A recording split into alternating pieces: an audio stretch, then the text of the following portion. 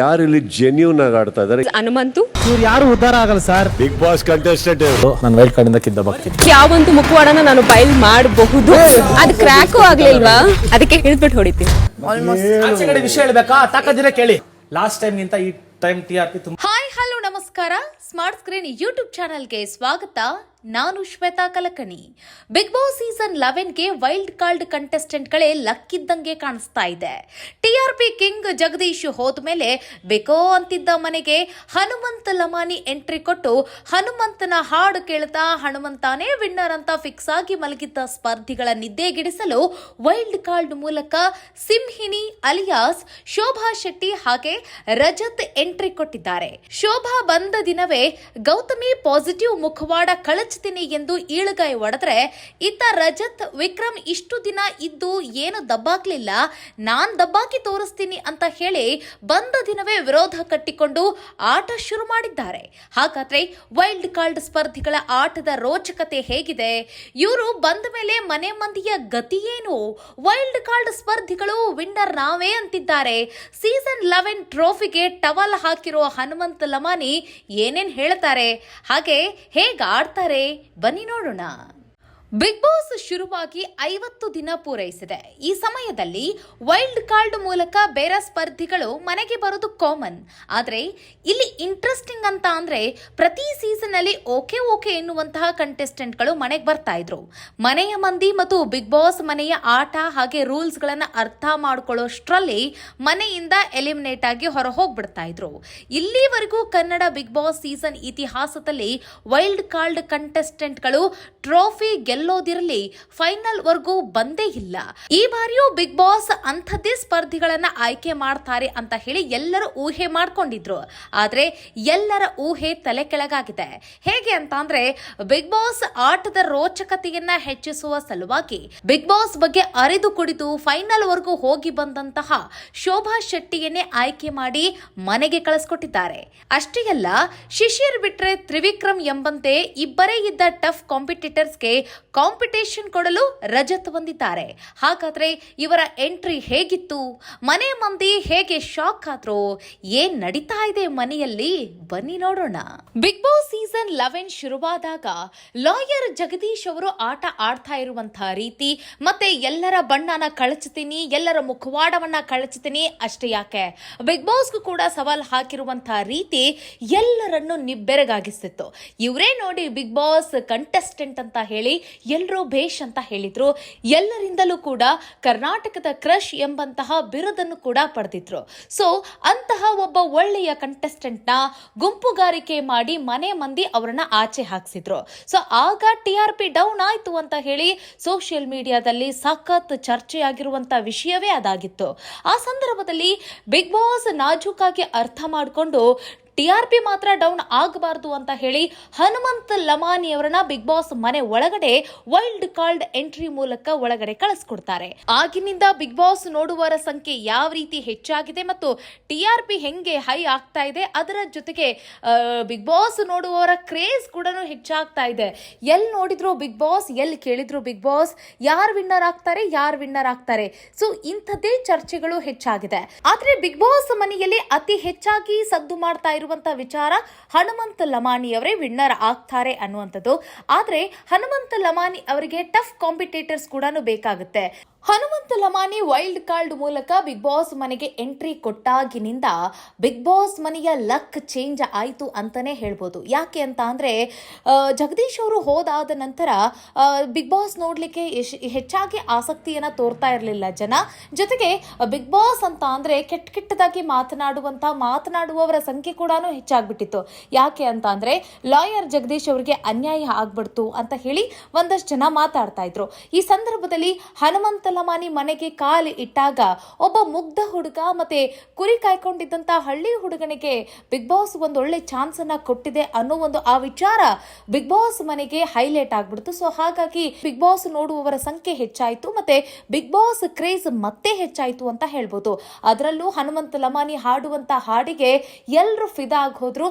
So ಹಾಗಾಗಿ 9:30 ಆಯಿತು ಅಂತ ಅಂದ್ರೆ ಎಲ್ಲರೂ ಕೂಡ ಮಾಡುವ ಕೆಲಸವನ್ನ ಬಿಟ್ಟು ಬಿಗ್ ಬಾಸ್ ನೋಡಲು ಟಿವಿ ಮುಂದೆ ಕೂರ್ತಾರೆ ಅಂತ ಹೇಳಲಿಕ್ಕೆ ಎರಡು ಮಾತಿಲ್ಲ.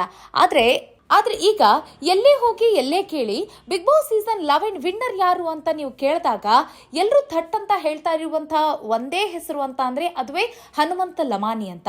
ಸೊ ಹನುಮಂತ ಲಮಾನಿಯೇ ವಿನ್ನರ್ ಅಂತ ಹೇಳಿ ಫಿಕ್ಸ್ ಆಗಿರುವಂತಹ ಕರ್ನಾಟಕದ ಜನತೆಗೆ ಕನ್ಫ್ಯೂಸ್ ಮಾಡ್ಲಿಕ್ಕೆ ಈಗ ಒಂದು ಬಿಟ್ಟು 3 ಹೆಸರುಗಳು ಚರ್ಚೆಯಲ್ಲಿರಬೇಕು. ಆದ್ರೆ ಬಿಗ್ ಬಾಸ್ ಸೀಸನ್ 11 ವಿನ್ನರ್ ಯಾರು ಅಂತ ಅಂದಾಗ ಹನುಮಂತ ಲಮಾನಿ ಅವರ ಹೆಸರು ಒಂದೇ ಓಡ್ತಾ ಇರುವಂತಹ ಸಂದರ್ಭದಲ್ಲಿ ಇಲ್ಲಿ ಟಫ್ ಕಾಂಪಿಟೇಟರ್ಸ್ ನ ಅವಶ್ಯಕತೆ ಇದೆ ಅಂತ ಹೇಳಿ ಈಗ ಶೋಭಾ ಶೆಟ್ಟಿ ಮತ್ತೆ ರಜತ್ನ ಮನೆಗೆ ಕಳಿಸ್ಕೊಟ್ಟಿದ್ದಾರೆ. ಹಾಗಾದ್ರೆ ಮನೆಯಲ್ಲಿರುವಂತವರು ಯಾರು ಟಫ್ ಕಾಂಪಿಟೇಟರ್ಸ್ ಅಲ್ವಾ ಅಂತ ಪ್ರಶ್ನೆ ಮಾಡಬಹುದು. ಹೌದು, ಹನುಮಂತ ಲಮಾನಿ ಟಫ್ ಕಾಂಪಿಟೇಟರ್ ಆಗಿ ಮನೆ ಒಳಗಡೆ ಕಾಲಿಟ್ಟ ನಂತರ ಸ್ಪರ್ಧಿಗಳು ಅಲರ್ಟ್ ಆಗಿ ಹೊರಗಿಂದ ಬಂದಿರುವಂತಹ ವ್ಯಕ್ತಿ ಇಷ್ಟೊಂದು ಆಟ ಆಡ್ತಾ ಇದ್ದಾರೆ ಮತ್ತೆ ಹೈಲೈಟ್ ಆಗ್ತಾ ಇದ್ದಾರೆ ಮತ್ತೆ ಕಿಚ್ಚನ ಚಪ್ಪಾಳೆಯನ್ನ ಪಡೆದ್ರು, 2 ಬಾರಿ ಕ್ಯಾಪ್ಟನ್ ಆದ್ರು ಅಂತ ಅಂದಾಗ ಅವರೆಲ್ಲರೂ ಕೂಡ ಎಚ್ಚೆತ್ತುಕೊಳ್ಳದೆ ಮತ್ತೆ ಹನುಮಂತನ ಹಾಡನ್ನ ಕೇಳ್ತಾ ಮಲಗಿಬಿಟ್ಟಂಗೆ ಕಾಣಿಸ್ತಾ ಇದೆ. ಸೊ ಹೀಗಾಗಿ ಶೋಭಾ ಶೆಟ್ಟಿ ಮತ್ತೆ ರಜತ್ ವೈಲ್ಡ್ ಕಾರ್ಡ್ ಮೂಲಕ ಬಿಗ್ ಬಾಸ್ ಮನೆಗೆ ಕಾಲಿಟ್ಟು ಸ್ಪರ್ಧಿಗಳ ನಿದ್ದೆಯನ್ನ ಕೆಡಿಸ್ಲಿಕ್ಕೆ ಬಂದಿದ್ದಾರೆ ಅಂತಂದ್ರೆ 2 ಮಾತಿಲ್ಲ. ಹಾಗಾದ್ರೆ ಶೋಭಾ ಶೆಟ್ಟಿ ಅಷ್ಟೊಂದು ಫಿಟ್ ಆಗಿರುವಂತಹ ಸ್ಪರ್ಧಿನ, ಅಷ್ಟೊಂದು ಧೈರ್ಯವಂತಿನ, ಹಾಗಾದ್ರೆ ಈ ಬಾರಿಯ ಸೀಸನ್ ಅಲ್ಲಿ ಸಿಂಹಿನಿ ಆಗೋದು ಶೋಭಾ ಶೆಟ್ಟಿನೇನಾ ಅಂತ ಹೇಳಿ ನೀವು ಕೇಳ್ಬಹುದು. ಇಷ್ಟು ದಿನ ನಡೆದಿರುವಂತಹ ಹಲವು ಸೀಸನ್ಗಳಲ್ಲಿ ಹುಡುಗರಿಗೆ ಟಫ್ ಕಾಂಪಿಟೇಷನ್ ಕೊಡುವಂತಹ ಹುಡುಗಿ ಸ್ಪರ್ಧಿ ಯಾರು ಇರಲಿಲ್ಲ, ಲೇಡಿ ಸ್ಪರ್ಧಿ ಯಾರು ಇರಲಿಲ್ಲ. ಆದ್ರೆ ನಾವು ಇತ್ತೀಚಿನ ಸೀಸನ್ ನ ಗಮನಿಸಿದ್ರೆ ಸೀಸನ್ 10 ನಲ್ಲಿ ಸಂಗೀತ ಶೃಂಗೇರಿ ಹುಡುಗರಿಗೆ ಕಾಂಪಿಟೇಷನ್ ಕೊಟ್ಟಿದ್ದು ಅಲ್ಲದೆ ವಿನ್ನರ್ ಅವರೇ ಆಗ್ತಾರೆ ಅನ್ನೋಷ್ಟರ ಮಟ್ಟಿಗೆ ಕ್ರೇಜ್ ಅನ್ನ ಕ್ರಿಯೇಟ್ ಮಾಡಿದ್ರು. ಅಂತಹ ಸ್ಪರ್ಧೆಯನ್ನ ಸೀಸನ್ 11 ನಲ್ಲಿ ನೋಡ್ಲಿಕ್ಕೆ ಆಗಿರ್ಲಿಲ್ಲ. ಅಂತಹ ಸ್ಪರ್ಧೆಯ ಕೊರತೆ ಎದ್ದು ಕಾಣಿಸ್ತಾ ಇತ್ತು. ಯಾಕೆ ಅಂತಂದ್ರೆ ಮಹಿಳಾ ಸ್ಪರ್ಧಿಗಳಲ್ಲಿ ಯಾರು ಕೂಡ ಅಷ್ಟಾಗಿ ಟಫ್ ಕಾಂಪಿಟೇಟರ್ ಆಗಿಲ್ಲ, ಜೊತೆಗೆ ಯಾರು ಕೂಡ ಸರಿಯಾಗಿ ವಾದವನ್ನ ಮಾಡುವುದಿಲ್ಲ ಮತ್ತೆ ಸ್ಟ್ಯಾಂಡ್ ಅನ್ನ ತೆಗೆದುಕೊಳ್ಳೋದಿಲ್ಲ, ಹುಡುಗರಿಗೆ ಡಿಪೆಂಡ್ ಆಗಿದ್ದಂಗೆ ಕಾಣಿಸ್ತಾ ಇದೆ. ಸೊ ಇಂತಹವರ ಮಧ್ಯೆ ಒಬ್ಬ ಒಳ್ಳೆಯ ಮಹಿಳಾ ಸ್ಪರ್ಧಿಯ ಅವಶ್ಯಕತೆ ಇತ್ತು. ಸೊ ಹೀಗಾಗಿ ಸಿಂಹಿಣಿ ರೂಪದಲ್ಲಿರುವಂತಹ ಶೋಭಾ ಶೆಟ್ಟಿನ ವೈಲ್ಡ್ ಕಾರ್ಡ್ ಮೂಲಕ ಬಿಗ್ ಬಾಸ್ ಮನೆ ಒಳಗಡೆ ಬಿಟ್ಟಿದೆ. ಸೊ ಹಾಗಾಗಿ ಈಗ ಶೋಭಾ ಶೆಟ್ಟಿ ಅವರ ಖಡಕ್ ಮಾತು ಮತ್ತೆ ಅವರ ಆಟ ಮತ್ತೆ ಅವರು ಯೋಚಿಸುವಂತಹ ಆ ಆಲೋಚನೆಗಳಿಂದ ಈಗ ಮನೆಯಲ್ಲಿರುವಂತಹ ಮಹಿಳಾ ಸ್ಪರ್ಧಿಗಳೆಲ್ಲ ಸುಸ್ತಾಗಿ ಹೋಗ್ತಾರೆ ಅಂತ ಅನ್ಬೋದು. ಅಥವಾ ಅವರು ಅದನ್ನೇ ಚಾಲೆಂಜಿಂಗ್ ಆಗಿ ತೆಗೆದುಕೊಂಡು ಉಳಿದ ಮಹಿಳಾ ಸ್ಪರ್ಧಿಗಳು ಕೂಡ ಚೆನ್ನಾಗಿ ಆಟ ಆಡಬಹುದು ಅನ್ನೋದು ಕೂಡ ಇದೆ. ಏನ್ ಮಾಡ್ತಾರೆ ಅನ್ನೋದನ್ನ ನೋಡೋಣ. ಇಲ್ಲಿ ರಜತ್ ವಿಚಾರಕ್ಕೆ ಅಂತ ಬಂದ್ರೆ ತ್ರಿವಿಕ್ರಮ್ ಮತ್ತೆ ಶಿಶಿರ್ ಇವರಿಬ್ಬರೇ ಟಫ್ ಕಾಂಪಿಟೇಟರ್ಸ್. ಇವರಿಬ್ಬರಲ್ಲಿ ಯಾರಾದ್ರೂ ಫೈನಲ್ ವರ್ಗೂ ಬರ್ತಾರೆ, ಇವರಿಬ್ಬರಲ್ಲೇ ಯಾರೋ ಒಬ್ರು ರನ್ನರ್ ಅಪ್ ಆಗ್ಬಹುದು ಅಥವಾ ವಿನ್ನರ್ ಆದ್ರೂ ಆಗ್ಬಹುದು ಅನ್ನೋದಿತ್ತು. ಸೊ ಇವರಿಗೆ ಕಾಂಪಿಟೇಷನ್ ಕೊಡ್ಲಿಕ್ಕೆ ಬಂದಿರೋದು ರಜತ್ ಅವರು ಹೇಗೆ ಆಟ ಆಡ್ತಾರೆ ಅನ್ನೋದನ್ನು ಕೂಡ ನಾವು ನೋಡಬೇಕು. ಯಾಕೆ ಅಂತಂದ್ರೆ ಬಂದ ದಿನವೇ ಅವರು ತ್ರಿವಿಕ್ರಮ್ನ ಟಾರ್ಗೆಟ್ ಮಾಡಿ ಈಳ್ಗಾಯನ್ನ ಹೊಡೆದಿದ್ದಾರೆ. ಇಷ್ಟು ದಿನ ನೀವೇನು ದಬ್ಬಾಕಿಲ್ಲ, ಇನ್ನು ಮುಂದೆ ನಾನು ದಬ್ಬಾಕ್ ತೋರಿಸ್ತೀನಿ ಅಂತ ಹೇಳಿ ಚಾಲೆಂಜ್ ಮಾಡಿದ್ದಾರೆ. ಜೊತೆಗೆ ಇಲ್ಲಿ ನಾವು ಶೋಭಾ ಶೆಟ್ಟಿಯನ್ನ ಗಮನಿಸಿದ್ರೆ ಶೋಭಾ ಶೆಟ್ಟಿಯು ಕೂಡ ಅಷ್ಟೇ ಬಂದ ದಿನವೇ ಮನೆಯವರನ್ನ ವಿರೋಧ ಕಟ್ಟಿಕೊಂಡಿದ್ದಾರೆ. ಹೇಗೆ ಅಂತಂದ್ರೆ ಇವರು ಹಲವರ ಮುಖವಾಡವನ್ನ ಕಳಚುತ್ತೀನಿ ಅಂತ ಹೇಳಿದ್ದಾರೆ. ಅದರಲ್ಲೂ ಗೌತಮಿ ವಿಷಯಕ್ಕೆ ಹೋಗಿದ್ದಾರೆ. ಗೌತಮಿಯ ಪಾಸಿಟಿವಿಟಿ ಮುಖವಾಡವನ್ನ ಕಳಚುತ್ತೀನಿ ಅಂತ ಹೇಳಿ ಈಳ್ಗಾಯಿನ ಹೊಡಿತಾರೆ. ಆದ್ರೆ ಏನ್ ಮಾಡ್ತೀರಾ, ತೆಂಗಿನಕಾಯಿ ಒಡೆಯೋದಿಲ್ಲ. ಆಗ ಗೌತಮಿ ಕೇಳಿರುವಂತ ಪ್ರಶ್ನೆ, ಬ್ರೇಕ್ ಆಗ್ಲಿಲ್ವಾ, ಅಟ್ಲೀಸ್ಟ್ ಬ್ರೇಕು ಆಗ್ಲಿಲ್ವಾ ಅಂತ ಕೇಳ್ತಾರೆ, ಅಂದ್ರೆ ಸೀಳಲಿಲ್ವಾ ಅಂತ ಕೇಳ್ತಾರೆ. ಸೊ ಅವಾಗ ಅವರು ಒಂದು ಹೇಳ್ತಾರೆ, ಮತ್ತೆ ಹೊಡಿತೀನಿ ಅಂತ ಹೇಳಿ ಒಂದು ಡೈಲಾಗ್ ಹೊಡಿತಾರೆ ಅವರು. ಸೊ ಆಗ ಗೌತಮಿಯ ಮುಖ ಹೆಂಗಿತ್ತು ನೋಡ್ಬೇಕಿತ್ತು ನೀವು. ಮತ್ತೆ ಇಲ್ಲೇ ಅರ್ಥ ಆಗುತ್ತೆ, ಶೋಭಾ ಸೋಲನ್ನ ಒಪ್ಪಿಕೊಳ್ಳೋದಿಲ್ಲ ಮತ್ತು ಧೈರ್ಯವಂತೆ ಮತ್ತೆ ಆಟದಲ್ಲಿ ಚತುರೆ ಅಂತಾನೂ ಕೂಡ ಹೇಳ್ಬೋದು. ಸೊ ಇಂತಹ ಟಫ್ ಕಾಂಪಿಟೇಟರ್ಸ್ ಈಗ ವೈಲ್ಡ್ ಕಾರ್ಡ್ ಮೂಲಕ ಎಂಟ್ರಿ ಕೊಟ್ಟಿದ್ದಾರೆ. ಸೊ ಹೀಗಾಗಿ ಇವರನ್ನ ಮನೆಯ ಮಂದಿ ಯಾವ ರೀತಿಯಾಗಿ ಸ್ವಾಗತಿಸ್ತಾರೆ ಮತ್ತೆ ಇವರನ್ನೆಲ್ಲ ಹೆಂಗೆ ಎಕ್ಸೆಪ್ಟ್ ಮಾಡ್ಕೊಳ್ತಾರೆ, ಇವರ ಜೊತೆಗೆ ಆಟವನ್ನ ಹೇಗೆ ಆಡ್ತಾರೆ ಅನ್ನೋದನ್ನ ನೋಡೋಣ.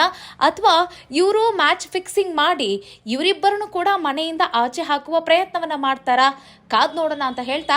ಆದ್ರೆ ನಾವಿಲ್ಲಿ ಹನುಮಂತನ ವಿಚಾರಕ್ಕೆ ಅಂತ ಬಂದ್ರೆ ಹನುಮಂತ ಲಮಾನಿ ಅವರ ಒಂದು ಆ ಸ್ಟೈಲ್, ಆ ಮುಗ್ಧತೆ ಮತ್ತು ಅವರ ಹಾಡುವಂತ ಆ ಹಾಡು ಮತ್ತೆ ಅವರ ಆಲೋಚನೆಗಳು ಮತ್ತೆ ಅವರಿಗಿರುವಂತ ಆ ಮೆಚುರಿಟಿನ ಕರ್ನಾಟಕದ ಜನತೆ ಹಚ್ಕೊಂಡ್ ಬಿಟ್ಟಿದ್ದಾರೆ, ಮೆಚ್ಕೊಂಡ್ ಬಿಟ್ಟಿದ್ದಾರೆ ಅಂತಾನೂ ಕೂಡ ಹೇಳ್ಬೋದು. ಸೊ ಇವರಿಬ್ಬರಿಗೂ ಅದೊಂದು ದೊಡ್ಡ ಸವಾಲಾಗಿರುತ್ತೆ.